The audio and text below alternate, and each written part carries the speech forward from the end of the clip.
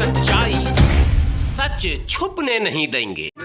दोस्तों, बहुत दिनों बाद आज जंतर मंतर पे हूँ और यहाँ एक कई संगठनों का, महिलाओं के कई संगठनों का प्रोटेस्ट चल रहा है। Protest against atrocities on Adivasi women of Chhattisgarh. कई पोस्टर्स हैं, शानदार पोस्टर्स बने हुए हैं। कुछ पोस्टर्स मैं आपको दिखाना चाहता हूँ। Women are the bearers of life, और दूसरा women creates life but still without rights. और शायद पहली बार हमने इतना शानदार पोस्टर देखा है। और मेरे साथ दो खास मेहमान हैं।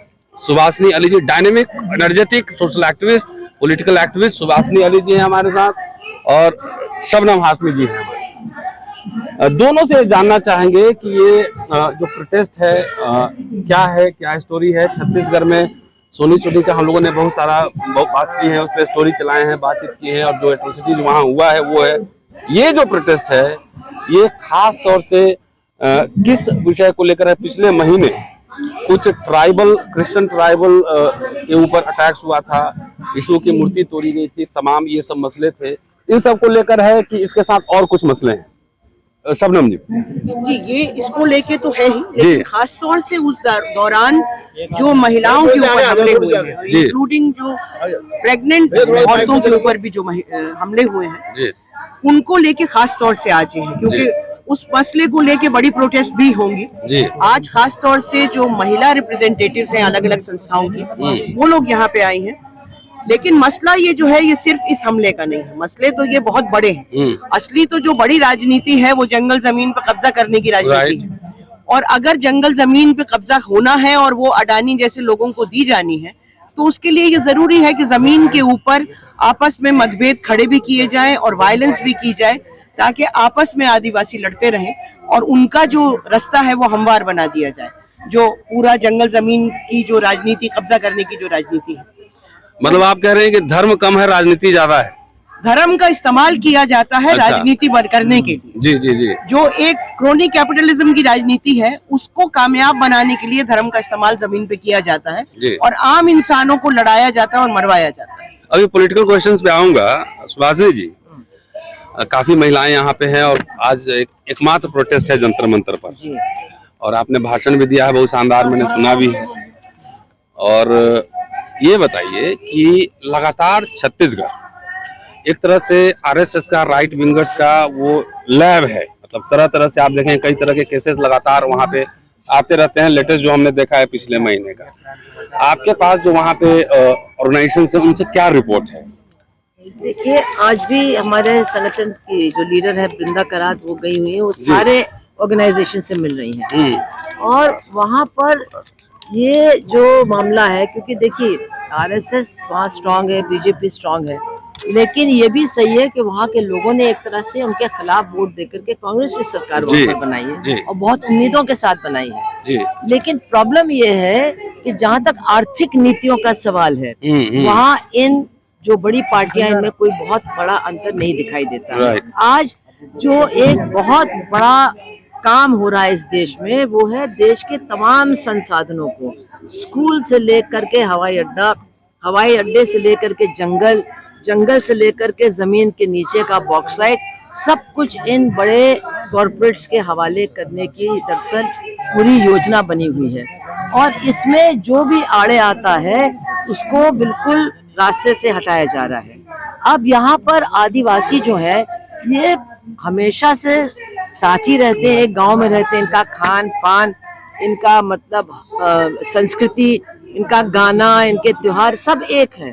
कुछ इसमें ईसाई हैं, कुछ इसमें हनुमान या दूसरे देवताओं को मानने वाले हैं, कुछ इनमें ऐसे हैं जो इन भगवानों को भी नहीं मानते हैं, जो आदिवासियों की अपने मतलब जो अपनी सेक्ट्स है या अपनी सोचने और प्रार्थना करने के तौर तरीके उसमें हैं। अब इस पूरे समाज को बिल्कुल जैसे कहते कपड़े को जैसे फाड़ा जाता है, ये किया जा रहा है, जो कि बहुत ही मतलब इतना तकलीफ दे है।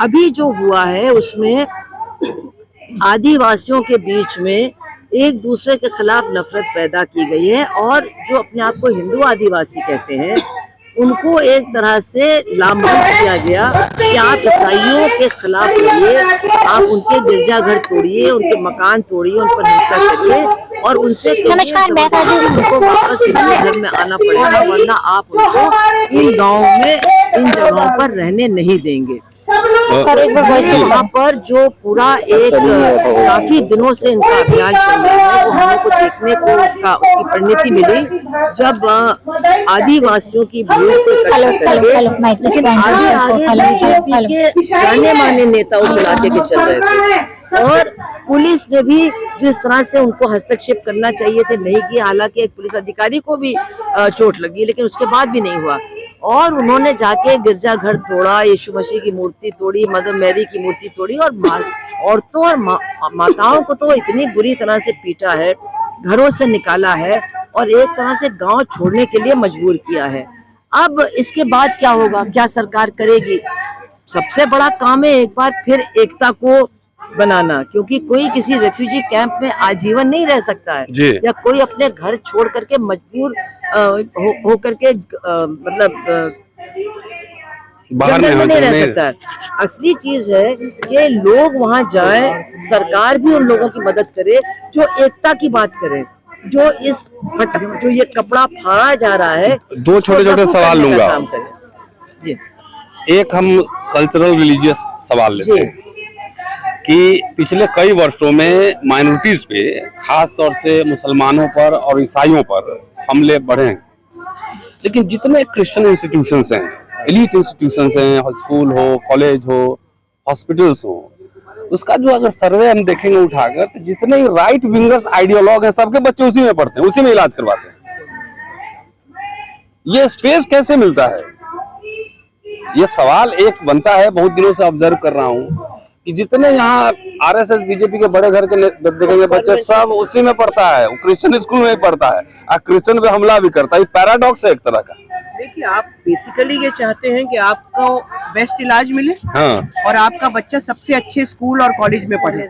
वो गुरुकुल में नहीं भेजता है। नहीं, आप देखेंगे वो कहाँ, वो जितने क्रिश्चियन लेड ऑर्गेनाइजेशंस हैं, कॉलेजेस हैं, यूनिवर्सिटीज हैं और हॉस्पिटल्स हैं, दे आर द बेस्ट, तो आप वहीं भेजते हैं। अगर आप बिल्कुल मतलब अपोलो और वहाँ पे ना जा रहे हो तो फिर आपको स्टीफेंस हॉस्पिटल में जाते हैं, वहीं आप स्टीफेंस कॉलेज में जाएंगे। कॉलेज में एक चीज और भी है जी।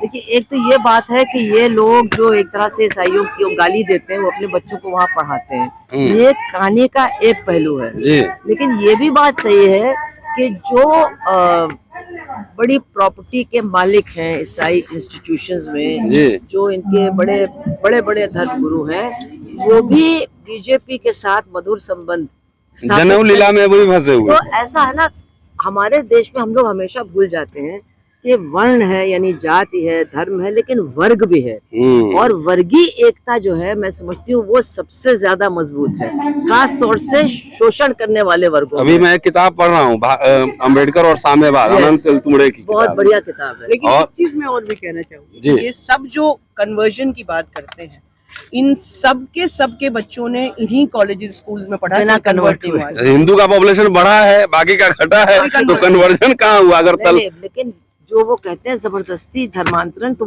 वो कर रहे हैं ना। हाँ। लेकिन इसमें सवाल ये भी आता है, सवाल ये भी है कि आप कह रहे हैं कि हिंदू बनो, लेकिन वो पूछ रहा है कि कौन सा हिंदू बनाएंगे आप हमको? त्यागी तो बने थे ना। तो वो कह रहे हैं कि जहाँ से आप गए थे वहीं आपको वापस आना पड़ेगा। तो मतलब हिंदू आप बनोगे, लेकिन समानता आपको नहीं मिलेगी। एक आखिरी सवाल, घर वापसी का नाम ही गलत है, क्योंकि आदिवासी तो हिंदू था नहीं, तो आप कहाँ घर वापसी करवा? उसको तो वनवासी कह रहा है और सारे देवताओं को एकोमोडेट कर लिया आपने। क्योंकि मैं जितना, चाहे वो कंधमाल हो या अलीराजपुर हो, झबुआ हो, ये डांग हो, जितनी जगहों पे ट्राइबल बेल्ट पे मैं गई हूँ, सबके अपने लोकल देवी देवता, आग की पूजा कर, सबका ब्राह्मणाइजेशन हो रहा है, सबका।